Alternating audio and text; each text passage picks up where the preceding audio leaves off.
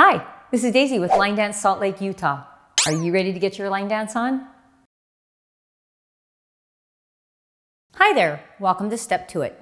Today we're going to go over a rock and cross, which is also known as a scissor step. So if I was going to do a right hand rock and cross, I would have my weight on the left. I'm going to step out on the right, recover on the left, and cross the right foot over the front. Now, this is an exaggerated step because you wouldn't necessarily pick your foot so far off the ground. You would rock and cross. The other thing you should know about this is it's never done like this. There's always going to be a modicum of twisting the body that goes with it to a diagonal. Rock and cross. At this point, my weight is on the right.